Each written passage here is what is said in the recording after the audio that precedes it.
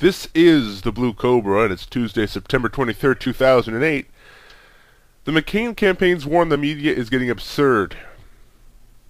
Today, Palin had a meeting with Karzai, a world leader, and the press was basically cordoned off. They weren't allowed near any of it. They were allowed 29 seconds, a whopping 29 seconds, to watch the meeting between Palin and Karzai, which is arguably the first time we've ever seen her meet with a world leader, and arguably the first time she ever has met with another world leader, and we couldn't even watch. This is the McCain campaign at its worst. This is what has become what one reporter accused him of today, of being the no-talk express. So what's going on is they know they have nothing to work with. They know Palin's not experienced enough to answer questions. They know she'll just embarrass them, so they're not letting the media get any pictures of her, any video of her. And while I almost admire their puggish close-mindedness, their completely adamant opposition to the media, it's getting absurd. And I'm a liberal. I understand I'm a liberal. I'm biased. But you have to admit most Americans by now are going to be thinking, what is going on with John McCain? This guy used to be the straight-talk express. He used to speak his mind even when it wasn't popular. That's why he had his appeal. But here he is now, not even letting his mind have a say. He's just reading campaign talking points. Now, I don't care if you're a McCain supporter or an Obama supporter. This has to be disturbing to you. Another Republican president who is so secretive, who lies to people, who is not afraid to lie to win. This campaign is getting really ridiculous. It's displaying a lack of knowledge on the issues, or they'd be talking about them. It's displaying a complete abandonment of honor, of principle. It's disturbing. And I will leave this country if John McCain wins. The bailout plan, this whole $700 billion thing, is getting ridiculous too. Because I was for it. If you'll remember the other day I was saying we should support it on my blog.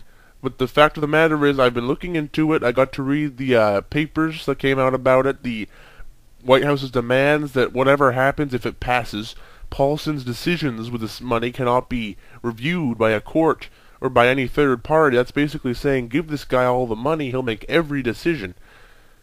Now that just makes me uncomfortable. And the other thing that makes me uncomfortable is the fact that all this money isn't just going to help American corporations, American banks. It's also going to help foreign banks that are based here in America. So we're going to be helping the Deutsche Bank, the United Bank of Switzerland. All these foreign banks, our taxpayer dollars will be going towards it.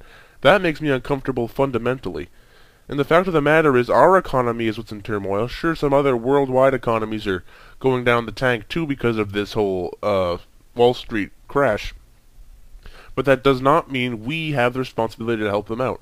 And Bush, of course, amiably said, oh, the charitable countries of Europe will give us some money. And, of course, Britain's like, okay, here's a penny.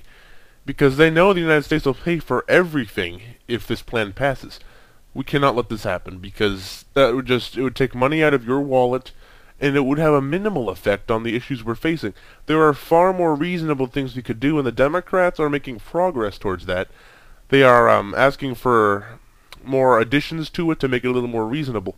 But that does not mean I am satisfied with it. I think they should abandon this bailout plan, because the fact of the matter is, contrary to what George W. Bush says, and my philosophy is always to the opposite of what he says, and you'll be right, he says this is not a time for punitive measures. I disagree. It is the perfect time for punitive measures.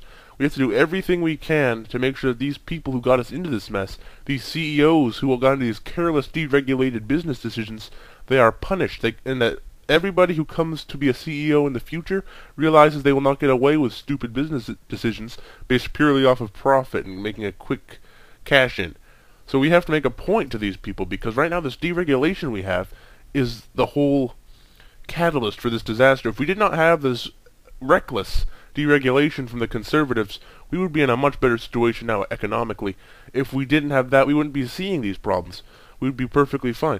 So you have to blame the conservatives. This is a time to point fingers, and the finger should be pointed squarely at the party that has been in charge for the last 8 years, the party that has overseen this economic meltdown.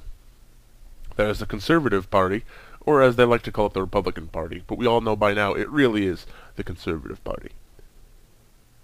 And speaking of the economy, McCain claimed today I mean, he's getting brilliant with these lies. It's like I said, it's almost admirable how he does this. He spouts these lies, and you know they're lies, but he says it with such sincerity that you're like, it's just admirable. He said, Obama has been mum on the economy.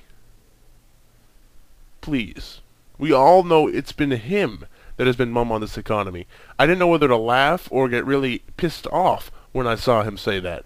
I was just startled that he'd have the audacity to make such a completely... I'm lost for words. A claim that has absolutely no foundation in fact. He has been scrambling for the past week to come up with an economic stance.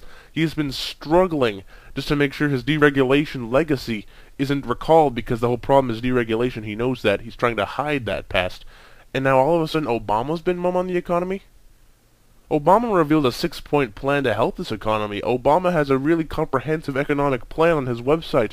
And it's absurd that he would claim this because he is part of the party that is the problem. So what they're of course trying to do is point the blame at the other guy. And I honestly, call me an idiot, I honestly, optimistically think the American people are not that stupid. They will see through this trick. I pray you see through this trick, those few of you who are listening. It's just really bad. The first debate's coming up on Friday. Of course, we'll all be watching that with bated eyes and ears. This is something I really think that could change the whole dynamic of this election, for the better or for worse. And Obama can go in there and very simply just show. We already know. For the economy, Obama is the guy. If this whole election is decided on the economy, if the economy is still in bad shape on election day, Obama will win.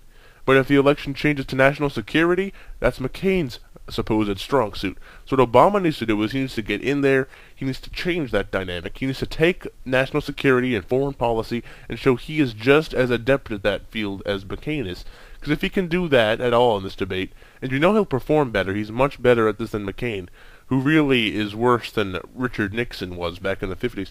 If Obama can prove that he is just as good, if not better, than McCain on foreign policy, on national security, he will win this election because the economy is the only other real issue in this election, and he is on top of that already. So I look forward to seeing that. I'm sure you look forward to seeing that. Thanks a lot for listening. You guys have no idea how great it is to have listeners. Thanks.